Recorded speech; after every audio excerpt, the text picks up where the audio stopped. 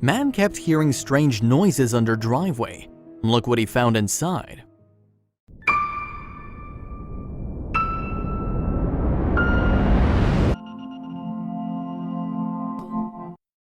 But before we start, please make sure to subscribe and hit the bell so you never miss an upload from us. Also, leave a like right now.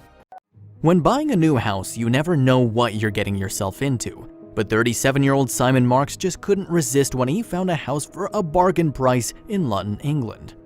With the paperwork quickly signed and the transfer already underway, he never questioned why its owner was in such a hurry to get rid of it. A few months later, Simon excitedly unpacked his boxes. He was eager to spend the first night in his new home. After a tiring weekend of hauling his belongings back and forth, he climbed into bed exhausted. Calculating the distance of his new and much shorter commute to the office, he gleefully set his alarm for 8 a.m. But while he lay in the darkness, he heard a strange sound. Trying not to breathe, he listened intently, and then he heard it again. It was coming from outside. It was a dull and muted sound like gravel scraping on metal. Curious, he got up and poked his head out the window, scanning the garden below. But nothing moved. All was silent again. Shrugging his shoulders and climbing back into bed, he had no idea that something was shifting under his new home. The next morning, Simon threw his black Vauxhall Zafira into reverse, but instead of backing out of his driveway, the car lurched forward. Cursing, he tried again, but the wheel seemed to be caught on something. Revving the engine until the car jumped backward, he let out a sigh of relief. But when he got out to see what had been stuck under the front wheel, his stomach dropped. Kneeling down to take a closer look, Simon saw that the pavers of the driveway had cracked. And then right before his eyes, the driveway began to give in.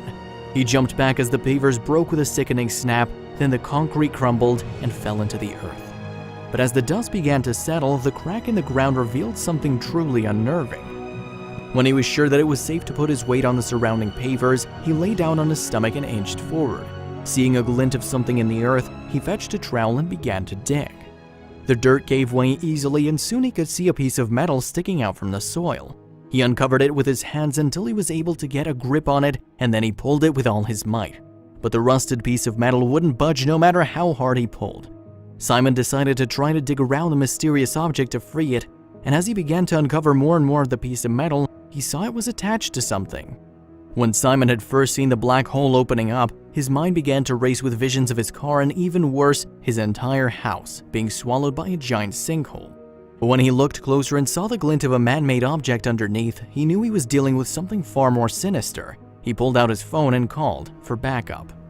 Simon's father, Gerald, raced to the scene, and without any professional tools or equipment, the pair got to work. They carefully began to remove the cracked concrete around the piece of metal, revealing a rectangular hole in the ground. There, descending into the darkness, was a rusty ladder. Now they were beginning to feel uneasy. Why had this secret passageway been hidden underneath the driveway? Where did it lead? There was only one way to find out. They dug out shovelful after shovelful of the densely packed mud and carted it away in buckets. The pile of earth beside them grew larger by the hour, and soon the pair had painstakingly excavated around 5 feet of dirt, enough for them to climb down the ladder and investigate. And what they found would shed some light on the house's eerie past. As Simon climbed halfway down the ladder, a strange feeling crept over him. He didn't want to go any further, but what if it wasn't safe? He ran back to the house to fetch his selfie stick. With his phone firmly attached, he lowered it in. On the screen, he saw the underground passageway was hiding 2 rooms. Gerald thought he knew what they were looking at immediately, but they had to be sure. Simon had purchased the property in question for around $500,000, but the land had been used for something else long before the house was built. The elderly man who had sold the house to Simon was the original owner of the home, but he'd neglected to tell Simon what lay underneath. The sounds he'd heard the night before had been the earth finally giving way under the driveway as it fell into the secret room. Simon and his father stopped digging and began to do some research of their own. They looked up the plot number, and then things became apparent very quickly. Prior to the previous owners of the house, this plot of land had stood empty. But Gerald quickly pointed out that the land was situated in a strategic place in the town. But even more telling was the period in which the house had been built. "My dad saw it and instantly set it's an air raid shelter," Simon said. "We Googled it and found there are quite a few in this area." After conducting some research, Simon found out that the shelter had been built during World War II. The previous owner must have known it was there and built the house he put a garden in. He must have filled it in, Simon told the reporters. In 1938, during World War II, a man by the name of Sir John Anderson was tasked with preparing the country for war. It was his duty to come up with a strategy to protect Britain's citizens from the impending onslaught and the bombings he knew were coming. So he devised an ingenious plan to ensure the civilians' safety. Sir John Anderson and his team of engineers planned and helped to create cheap and simple underground shelters that could easily be buried in people's backyards. The close proximity meant the British citizens could seek shelter at a moment's notice. These structures' walls were constructed from lightweight and flexible material, a better alternative to concrete. Over 2 million of these bomb shelters were scattered around the country, but what Simon found was not one of these. Just by looking at the chamber that Simon had found, Gerald could immediately tell that it wasn't an Anderson-designed bomb shelter, but it had indeed been built around 1938, not long after a bomb landed in the area near Luton. Citizens in the area were frightened when they learned that their small city was now a target. They had to find a better way to stay safe. The community came together and quickly devised a plan to create a community shelter that was built to better withstand the raids. Gerald could tell that the shelter they'd uncovered was definitely not an Anderson-style shelter. It had at least 2 rooms and was constructed from bricks and concrete. And as Simon and Gerald dug deeper into the shelter, they uncovered some unusual artifacts. In one of the hidden rooms, Simon and Gerald found a newspaper clipping. The Herald newspaper dated from the days of World War II, and one of the headlines read, "Luton Airport, is this the end?" While other articles detailed the goings-on of daily life in the war-torn country.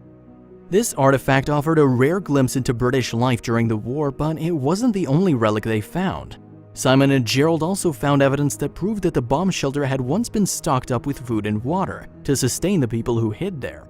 After all, people who were held up in underground shelters could be stuck there for days at a time. It's incredible to think it has all been made by hand, Simon later told reporters. The concrete walls of the underground shelter had been reinforced by brick and mortar, which created a further buffer to protect it from the raids from above.